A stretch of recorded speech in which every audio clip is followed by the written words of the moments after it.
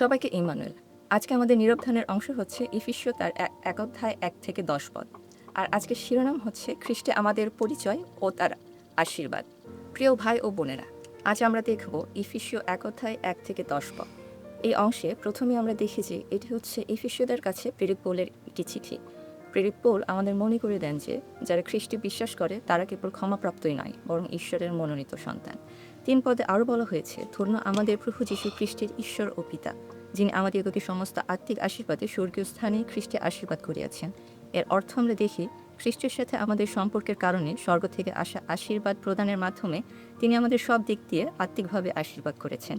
এছাড়াও ৪ থেকে ৫ পদে আমরা আরও পাই, যোগ্যতাই নয় কিন্তু ঈশ্বর আমাদের ভালোবাসেন বলেই অনেক আগেই তিনি এই সিদ্ধান্ত নিয়েছিলেন যে যীশু খ্রিস্টের মধ্য দিয়ে তিনি আমাদের নিজের সন্তানের মতো করে গ্রহণ করবেন, যেন আমরা তার চোখে পবিত্র ও খাঁটি হতে পারি। এটি আমাদের কোনো ভালো কাজের ফল নয়, কিন্তু সম্পূর্ণই ঈশ্বরের অনুগ্রহ। ৬ থেকে ৮ পদে আরও দেখা যায়, তিনি এটা করেছেন যেন তার প্রিয় পুত্রের মধ্য দিয়ে বিনামূল্যে যে মহিমাপূর্ণ অনুগ্রহে আমাদের দান করেছেন তার প্রশংসা হয়, যে অনুগ্রহের যোগ্য আমরা ছিলাম না। আর এসবই সম্ভব হয়েছে তার প্রিয় পুত্রের সাথে আমাদের সম্পর্কের কারণে। তিনি রক্ত দিয়েছেন ও মৃত্যুবরণ করেছেন বলেই আমাদের পাপ ক্ষমা করা হয়েছে ও আমরা মুক্ত হয়েছি। আর এসবই হয়েছে ঈশ্বরের অনুগ্রহের জন্য। তিনি আমাদের প্রতি অত্যন্ত সদয় আচরণ করেছেন এবং আমাদের অনেক বিষয়ে জ্ঞানী হয়ে উঠতে ও তার সত্যকে বুঝতে সক্ষম করেছেন।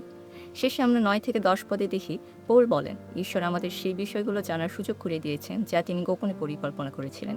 তিনি এমনটা করেছেন কারণ তিনি তাই চেয়েছিলেন, এবং খ্রিস্ট যা কিছু করবেন তার মাধ্যমেই তিনি এই পরিকল্পনা বাস্তবায়ন করতে চেয়েছিলেন।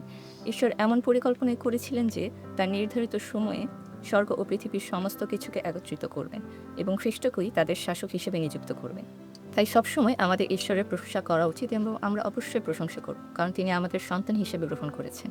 আমাদের ভালো কাজের দ্বারা নয়, কিন্তু তার অনুগ্রহ ও পরিকল্পনাতেই আমরা মনোনীত ও খ্রিস্টান যুক্ত হয়েছি এবং মুক্ত হয়েছি। ঈশ্বর তার বাক্যের মধ্যে দিয়ে আমাদের প্রত্যেকে আশীর্বাদ দান করুন।